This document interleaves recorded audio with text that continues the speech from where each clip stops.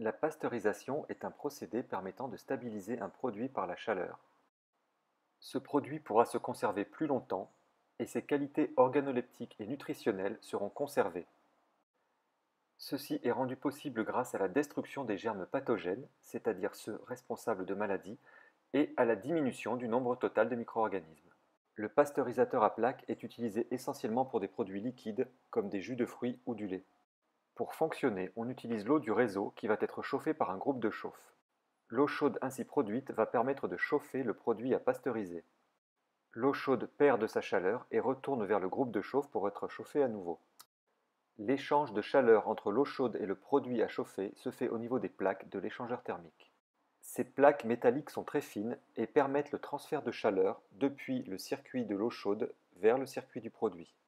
L'eau chaude et le produit à pasteuriser ne se mélangent pas, seule la chaleur passe de l'un à l'autre. Une pasteurisation est définie par deux paramètres: la température, qui va permettre de détruire le micro-organisme, et le temps durant lequel le micro-organisme reste soumis à cette température. Ce temps durant lequel le produit est soumis à la température s'appelle le temps de chambrage.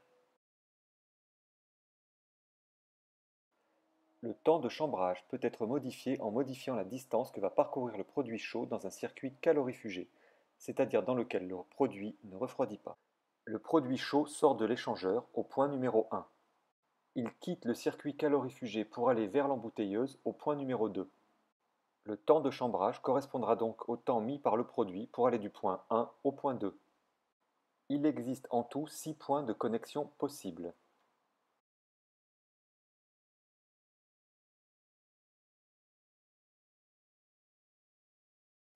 Les connexions se font par l'intermédiaire de coudes appelés téléphones qu'il convient de bien serrer afin d'éviter les fuites.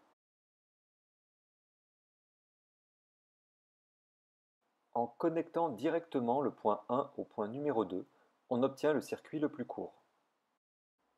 Avec un débit de 50 litres par heure, le produit met 30 secondes pour parcourir cette distance. Le temps de chambrage est donc de 30 secondes.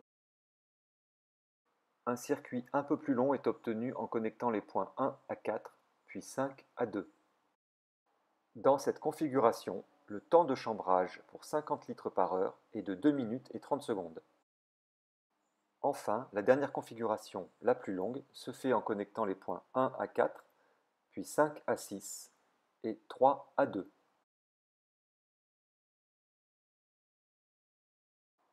Le temps de chambrage obtenu pour un débit de 50 litres par heure est de 5 minutes. Voyons maintenant la mise en marche du pasteurisateur. Tout d'abord, il faut ouvrir la vanne d'arrivée d'eau générale à l'arrière du pasteurisateur. On ouvre ensuite les deux vannes permettant de rejoindre le groupe de chauffe. Il existe une troisième vanne qui permet le refroidissement du produit après pasteurisation. Elle sera ouverte ou fermée en fonction de nos besoins. Le pasteurisateur est mis sous tension grâce à deux interrupteurs. Le bip sonore à l'allumage est coupé en tournant le commutateur du groupe de chauffe sur Réa. Puis on place le commutateur sur pompe afin de pouvoir régler la température de chauffe souhaitée. Celle-ci est généralement majorée de 10 degrés par rapport à la température du barème de pasteurisation. Sur cet exemple, on souhaite pasteuriser à 80 degrés Celsius. En commutant ensuite sur Auto, nous allons démarrer la pompe de circulation du circuit d'eau chaude. On règle alors le débit de ce circuit, généralement sur 200 litres par heure. L'étape suivante consiste à remplir d'eau la cuve de circulation du produit. Il faudra veiller à ce que cette cuve soit toujours pleine afin d'éviter que la pompe ne tourne à vide. On s'assure ensuite que les vannes en sortie de cuve soient en position pour que le produit parte vers l'échangeur. À la sortie du chambreur, nous positionnerons les vannes de sorte que le produit parte vers l'embouteilleuse et ne retourne pas vers la cuve. Enfin, au-dessus de la cuve, on vérifie que la position des vannes permette une circulation si le produit était renvoyé vers la cuve. On peut alors démarrer la pompe de circulation du circuit produit. Le débit du produit sera réglé à 50 ou 100 litres par heure, mais devra rester stable puisque c'est lui qui garantit le temps de chambrage. Il faut également s'assurer que la cuve reste constamment pleine d'eau afin que la pompe ne tourne pas à vide. Lorsque l'on démarre la pompe, l'eau passe dans l'échangeur puis le chambreur et rejoint la cuve de l'embouteilleuse. Elle est alors dirigée vers la sortie de l'égout. On laisse tourner le système jusqu'à ce que la température en sortie du chambreur atteigne la température désirée.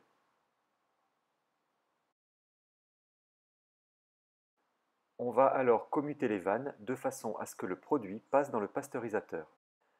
Le produit va alors pousser l'eau restant dans les tuyaux jusque vers la sortie et on va récupérer le produit dans l'embouteilleuse. On laisse fonctionner ainsi jusqu'à ce que la cuve de produit se vide. À ce moment, on recommute les vannes afin d'envoyer de l'eau dans le système.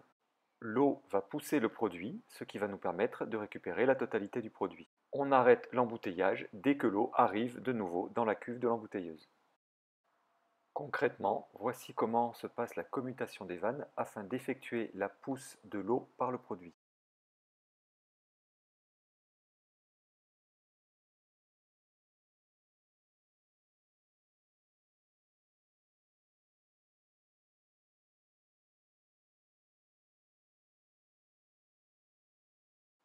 On surveille l'arrivée du produit directement en regardant au-dessus de la cuve de l'embouteilleuse. On peut commencer le remplissage des bouteilles dès que le produit arrive dans la cuve de l'embouteilleuse.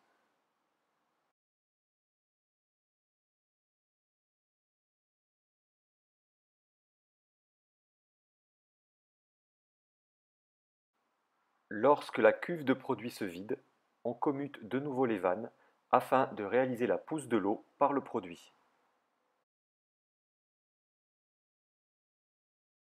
En fin de pasteurisation, il faut respecter les étapes suivantes. On règle la température de chauffe à 30 degrés pour refroidir le système.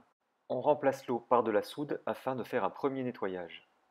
On rince ensuite à l'eau pour rétablir un pH neutre, puis on fait un second lavage avec de l'acide chlorhydrique. On termine enfin par un rinçage à l'eau. Après la mise hors tension de l'appareil, on pensera à bien purger le système et à démonter les téléphones.